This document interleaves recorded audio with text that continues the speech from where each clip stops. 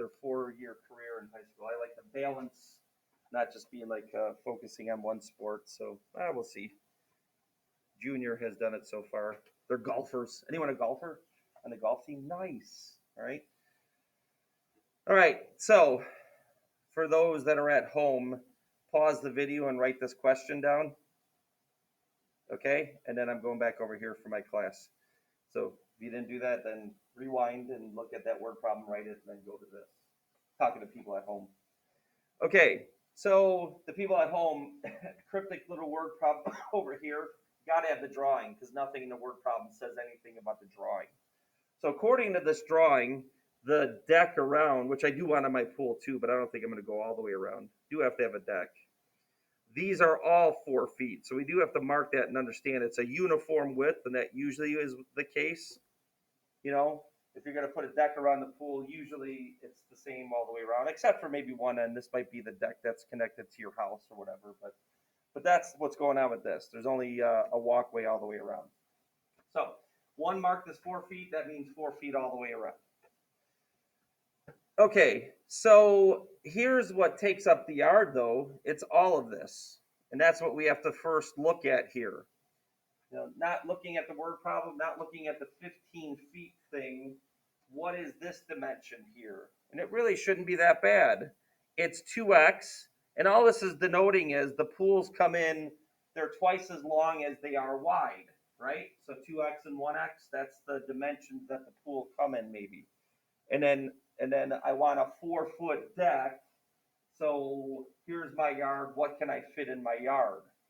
Okay, so here's this. It's that 2x plus 4 feet plus 4 feet. Of course, I could have made that plus 8, but I just want you to understand that it's 4 feet on each end added to the length of the pool. And then the same thing on the width. This is x plus a 4 foot plus a 4 foot. 4, 4. Looking at it this way and that way.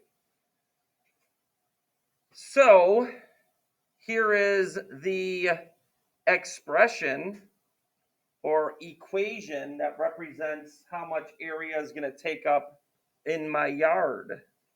It is length times width. And now I'll add the 4 and the 4.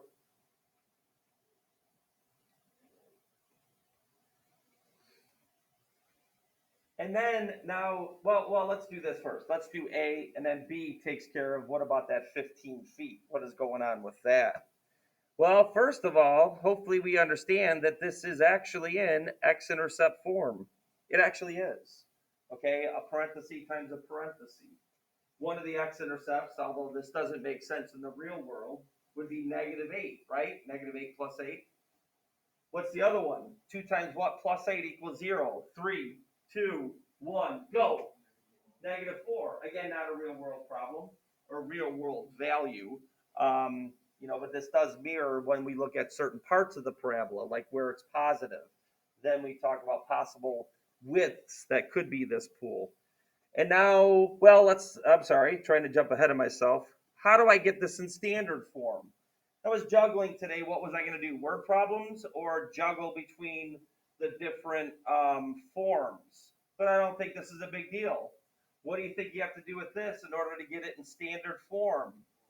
Foil. It's that, F word. Good foilers anyway. By the way, what?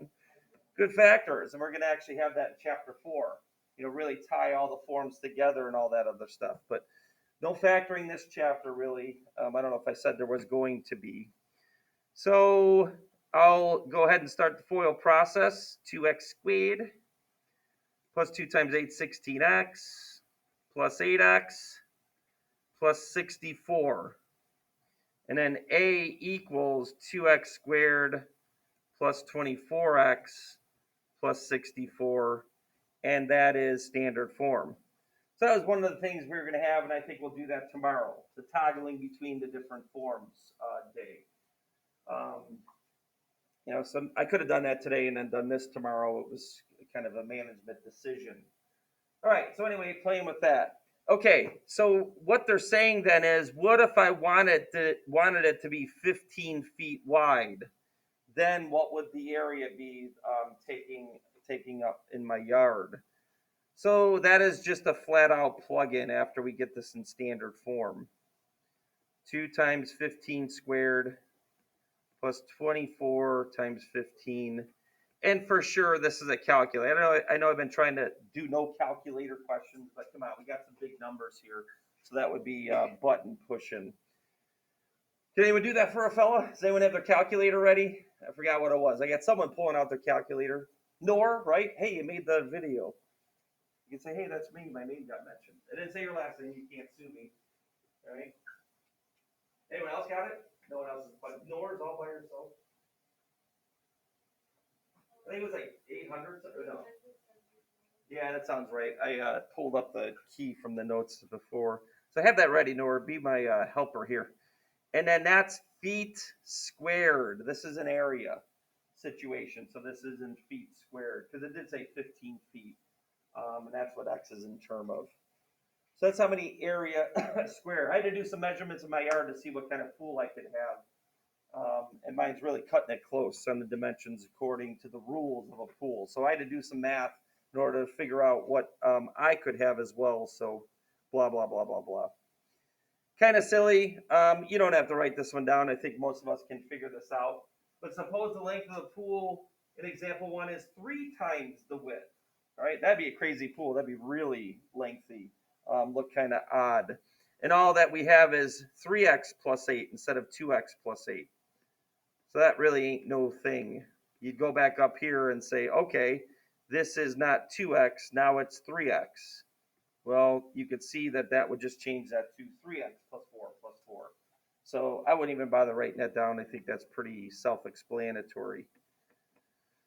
Okay, and then I'm going to jump back up to our original question because it's really tied into our formula for observing things falling in the sky. All right, and here's what we do as humans. All right, so go ahead and write that down if you want. I'll give it a second. Those at home, pause, write it, and move on, or don't, because I don't think this is a really big deal difference here. Okay, try to draw this real fast. You don't have to draw a super specific helicopter and all that. But, and maybe I'll talk more about this when I show the formula. But this is what we do as humans. This is what I said at the beginning. The whole point of math and science is we actually observe. We observe things. We observe motions. We observe things, in this case, falling from the sky. And we actually can have a timer and see after 1 second, 2 seconds, 3 seconds, 4 seconds, we can observe where the object is positioned in the sky over that time. And then from that, we could possibly make an equation so that we will know and should know without dropping the object. Where would it be in 1, 2, 3, 4 seconds? 5, 6, 7, 8. Say we went higher. So if I got an equation like this off of this data, what would happen if I went higher in the helicopter? Where would the object be in 8 seconds? Because obviously after 4 seconds, it hits the ground. You know, and that's the idea. So kind of draw this. If you want to draw your helicopter, go ahead. That's the observed data. So again, really hope you have an idea why we do this. This is the point of this question. First of all, I'm going to ask you yes or no. And it was funny what first hour said. The majority did go one direction on this. So my picture's in the way, but not really. Would this data be linear? And I'm going to ask that to you, and in 3 seconds, say yes or no. 3, 2, 1, go. Ooh, interesting. First hour said yes. All right, most people. No. Okay, so here's the thing. Look at this. There's a constant change in x. You go up 1, up 1, up 1, up 1. Right? So for every constant change in x, is there a constant change in y? Yes or no? 3, 2, 1, go. No, so you are right. This is not linear. That would be a linear situation. If the change in x was constant, is the change in y constant, which would be called the slope, right? That's what m would be, the constant rate of change. But let's go ahead and analyze what these changes are. And I'm going to show you something about how you can analyze data and then know how could I make an equation out of that data with a polynomial. All right, this goes down by 16 feet, right? Okay, then the next one I think goes down by 34 and 1648. There, right there, says that this is not linear. That would have to be negative 16 again if this was a linear situation. Oh, darn. Can someone take, oh, I got it. 86 and 6, that's 80. I don't know. I couldn't do any math last hour. I asked people to calculate because my brain was fried from my terrible commute in today. Oh, and I could do this one 106 and another 6. Is that 112? Is that right? Down 112. This is called a first order difference. 5 times I had to write that S. I love this computer. First order difference.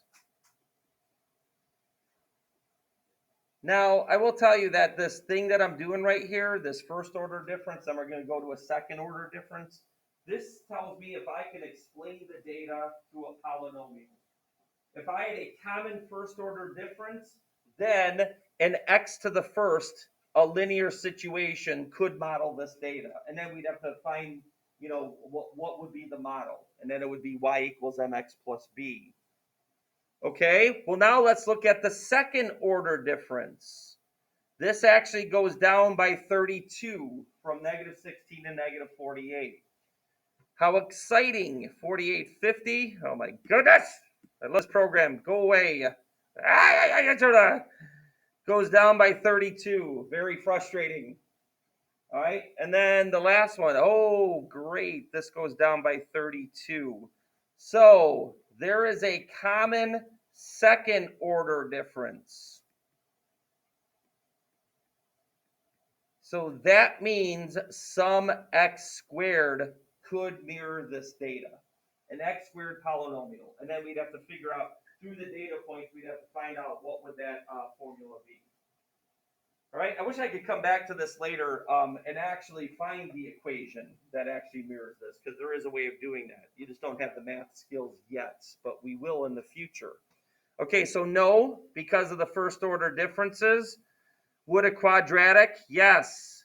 Why? Because there is a common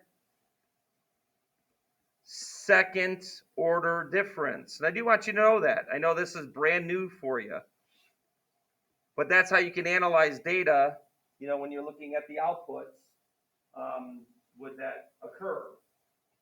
Now you might ask yourself, what if there wasn't a second, a third, or a fourth order common difference? Then a polynomial could not mirror the data. You need some sort of other model. All right, this is specific to polynomials and mirroring data. So somebody back in ancient times figured out that there is this pattern, and then actually figured out a constant that affects us all the same on Earth. And what is that constant? What is the thing that affects us and keeps us standing where we're at? Gravity. So they were able, through data analysis, to come up with an equation for that. Now, the first thing I'm going to have you write is this one. I do want you to know this. And then what inspires me to give you this one is actually from our Algebra 2 book, back in the day, all the way back in 2008 through whatever, before we changed into the Math 1, 2, 3. No comment, Mr. Samuels. Don't say anything further. But one thing that they had great in the book is, and it blew my mind, because I knew this, the formula I'm going to show you next. I've always known this formula, but I actually didn't really realize it came from a general formula. And they made the difference that, hey, what if you were on the moon? What if you're on the moon and you threw a ball up and then watched it come down compared to Earth? Well, Earth has different gravity, it's stronger, so the ball is in the air shorter. On the moon, it goes higher and is up in the air longer. So actually, through observance, maybe just on Earth, they found out that this formula would actually work. G over 2, what do you think G stands for? Darn it. What is G? Gravity of the planet. The gravity of the planet affects how long a certain object would be in the air. So back to the Algebra 2 book, they had, what if you were on Saturn, Jupiter, the Moon, and Venus? And then and then they gave you the gravity constants of each planet, and then you'd plug it into this formula, and then you'd be able to see how long, what would be the differences in each planet. What do you think B stands for? Okay, well, in the helicopter situation, we just dropped it. All right, but what if I threw the ball up in the air? Wouldn't it go up and then down, right? How would the ball go higher if I threw it what? Harder or faster, right? So if I have a stronger arm than you, the ball will go up higher and it will be in the air longer, correct? So what does V stand for? Your velocity that you throw the ball. In the helicopter example, the velocity is zero because you just dropped it. What do you think H sub zero is? Well, I just mentioned this in the helicopter. We observed that data, but then I want to go higher. And then let's see what the object would do. So what do you think H sub zero is? What? Yeah, initial height, right?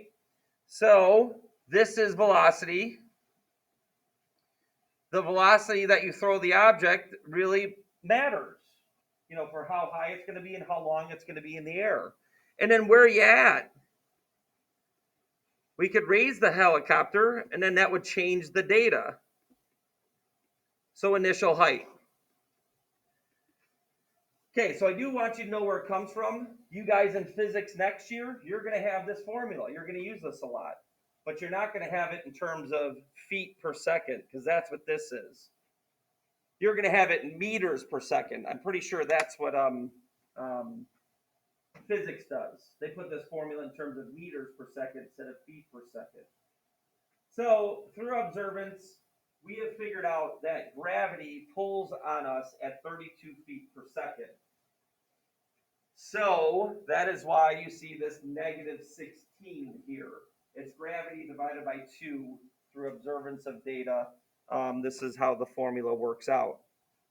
This is the one you're going to have memorized, okay? And you will have to have it memorized. All you really got to remember is the negative 16t squared. And then all you have to know is whatever the velocity is goes here, the initial height goes there, and you move on. Not asking much, one little formula. You don't really need to know the top one. I just like telling you where it comes from. And then the gravity of the planet really matters, right? It really does affect objects different. What is h of t? That's what you're measuring. You're measuring the height as a function of time. That's why we use function notation.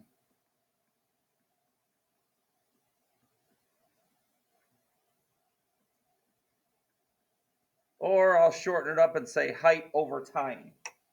What is your height over time? And that last question from the helicopter, I forgot what it was. I think it was like, I forgot what the numbers were. But after 1 second, it was like 354 feet. So we would have some formula where I plug in 1 for t, and I get 354. Was that the number? Let me see. See if my memory is correct. Let's go back to that real quick. Dang it, 334. I knew there was a 4 in there. So that's the point. If I got the appropriate formula for the helicopter question, I should be able to plug in 1 for t and get 334 for height. So then, if I change my height and move the helicopter up, this h sub 0 changes. The velocity would still be 0 because I'm just dropping it. But then, at what time would it be? At 6 seconds, how high above would it be if I raised it up? So that's the idea, so you understand what this formula actually is doing. Okay, good to go. Can I move on? Yes? You got the formula down? All right. So here we have this, and actually we're going to need the drawing. Oh, darn it. I thought I got rid of all this. What the heck? Got to get that, boom. Okay, sorry about that. All right, so the word problem does not give you all the information. All right, now freeze this so I get rid of this. I thought I deleted all my notes from last hour. Missed something. Okay, it's not in the word problem. Oh, shoot. So I'll go here and actually show this whole thing. but it's in the picture. 3, 2, 1, go. Sorry. There you go. All right. What's the initial height? 3, 2, 1, go. 30 feet. So it's in the picture. It's not in the written question. Okay, so diver jumps off the platform at an initial velocity of 16 feet per second. What quadratic function represents the height of the diver after t seconds of the dive? One thing that's missing in the question, the diver's on Earth. All right, I guess we assume that though. Since we're on Earth, the effect of gravity is the same for all. By the way, and I think I did do this last year, and I did find it. You should look up on Google dropping a bowling ball and a feather in vacuum. I think that I might look at that up after this. Who's going to hit the ground first? What would you think if you dropped a bowling ball and a feather in vacuum? Go. They land at the same time. It's mind blowing. It actually looks like a fake video. It looks fake because in this room, if I dropped a bowling ball and a feather, the bowling ball would fall straight down. The feather would go like this, right? It'd go back and forth, and obviously the bowling ball would hit the ground first. But in vacuum, the only reason a feather is designed for air resistance. That's why a bird can fly. So it's the air resistance that actually is making that feather float. If you go in vacuum with no air, it's mind blowing. Bowling ball and feather, boom, they both hit the ground at the same time. It looks fake, but actually that's what's happening. Every object on Earth is affected the exact same way by gravity, no matter what your weight. But it just so happens the more weight you might have, it's going to cut through the air better. Something's more aerodynamic than something else. You know, you drop an arrow and you drop something of the same weight as that arrow is air resistant. So it's actually going to fall more closely to what gravity affects it because it's subtracting the air resistance out of it. So it's really kind of cool. Cool video. All right, so hopefully you understand that you put 16 there, the initial velocity, and the initial height is 30, which goes right there. Okay, so that is the formula. We need to know where the number's going. It just so happens randomly that your velocity is 16 feet per second. And it has to be in feet per second for us to have negative 16 as our gravity constant. In physics, they'll have it in meters per second. So then they would say the velocity is meters per second. And then you go from there. Okay, now, the question. How many feet above the platform will the diver be at the highest point of the dive? First things first, what is this parabola going to be doing? Going up or down? 3, 2, 1, go. Down. So this has a minimum or maximum. 3, 2, 1, go. Maximum. So that's what we're looking for. We're looking for I know I lost my pen there, the maximum of this, which is the vertex, which we can do without a calculator. And then we'll analyze what that vertex is. Because I don't have much space here, I'm going to use the space above here to do our vertex. By the way, what's our magic formula that everybody should know in this class for finding the vertex when we're in standard form? 3, 2, 1, go. Listen to your friends, okay? And if you don't know it, it's on you at this point. I'm being serious, man. The x-coordinate of the vertex is that magic formula that you just have to accept as truth. I am not lying to you, right? So you just got to get it locked in. So it's the opposite of b, which is that 16 in the middle, over 2 times a, which happens to be negative 16 as well. And that ends up being a half. So what does that x mean? That means in a half second, you will be at your highest point. Think about it. How many people watch the Olympics? Diving was one of my favorite things to watch. It's like boom, and then they're already falling right away. So it is instantaneous that they start going down. So it is quick. And then what do I do? Input, say it. And I don't need no stinking calculator. H of 1/2. Negative 16 times 1/2 squared plus 16 times a half plus 30. And then I guess I could. Okay, how many feet above the platform will the diver be at its highest point of the dive? So I will say at a half second, Diver will be, here we go. Half squared is a fourth. 1/2 squared, 1 squared, 2 squared, 1 over 4. Fourth of negative 16 is negative 4. Half of 16 is 8. 30 plus 8 is 38. Plus that negative 4 is 34. The diver will be 34 feet above the ground.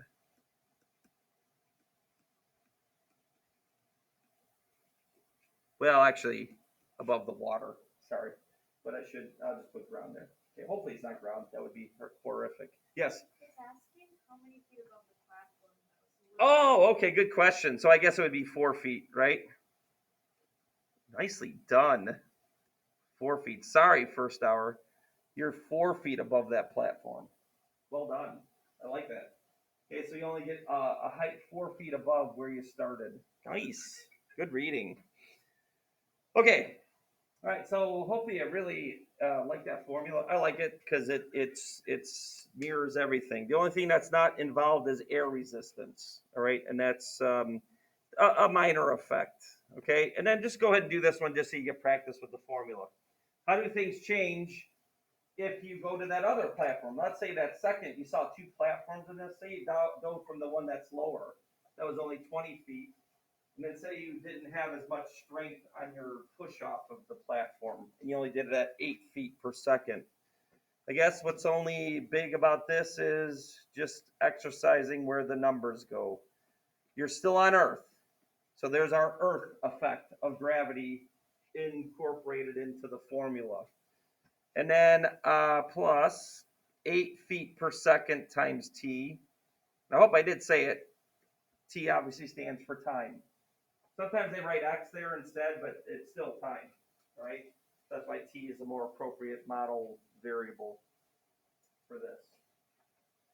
Okay, so not too bad. When you look at your homework, I think the first 4 questions are based off of this formula, all right, and working with it and so on and so forth. 2 of the questions are like example 1 that I did, and then 2 of them are like this next one, which is kind of hard. It is kind of a tough one, so I'm just going to mirror it exactly what you got to do here.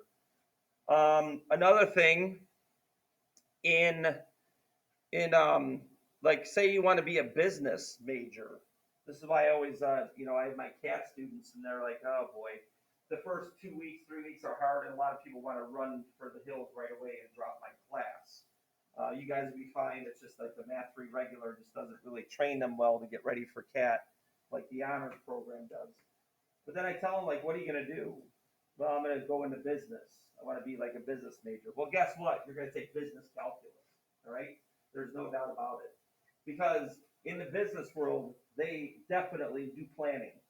They definitely have statisticians at every company that exists because they collect data and then they try to make from the data that they collect informed decisions about their product. All right, it's all math. Math is everywhere, and there's no two ways about it. So this silly little question, is this exactly what they do? Maybe sort of. They do analyze what would a price raise do. Raising the price, sure, let's raise our prices so we'll make more money. But if we raise our prices, what are people going to do? They're going to say it's what? Too what?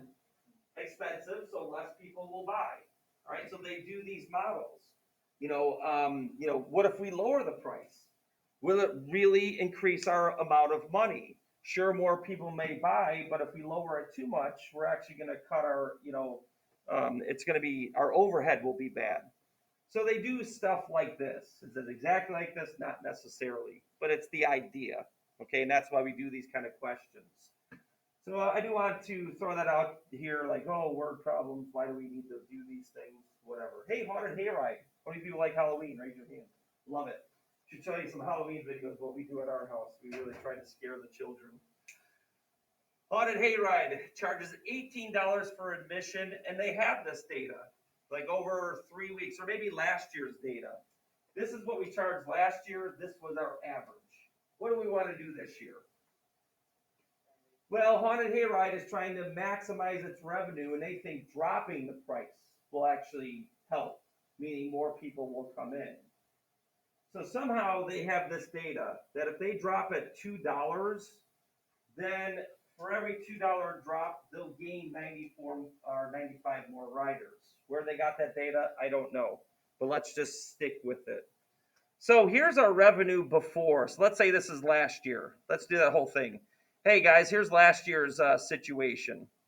On average, our revenue was 433 riders per day, and we charged $18 per day. That's revenue. That's very simple. That's with no change.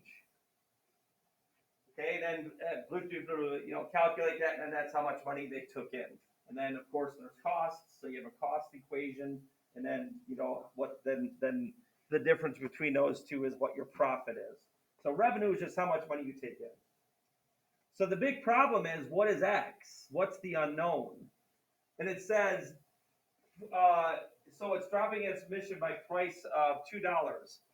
For each $2 price drop, they will gain 94 riders. So 18 goes to 16, then this goes up 94 or 95. I keep saying 94, I don't know why.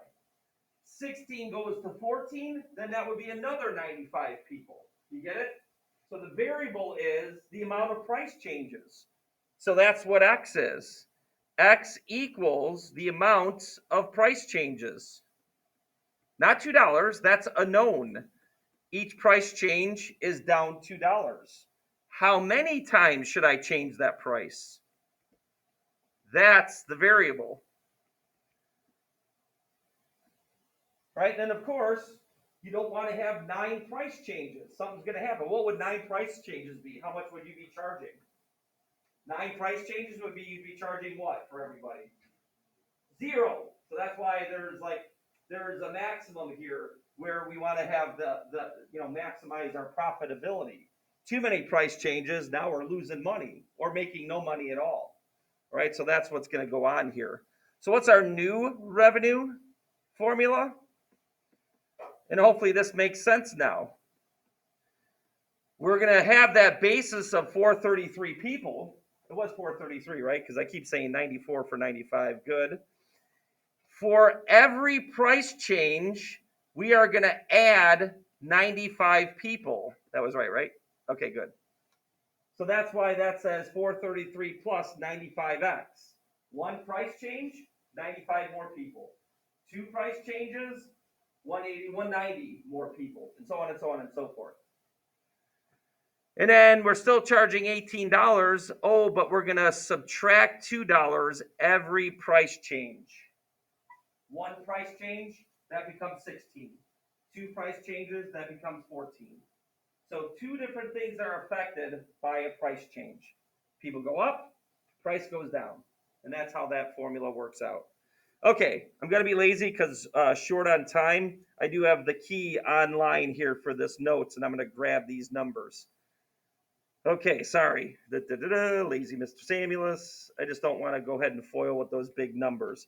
Boom shakalaka. Remember, negative 190, 844, 7794. All right, can you remember that? So when we foil, we get negative 190 x squared. What was the next one, guys? Did you memorize it? Let's see if you're right.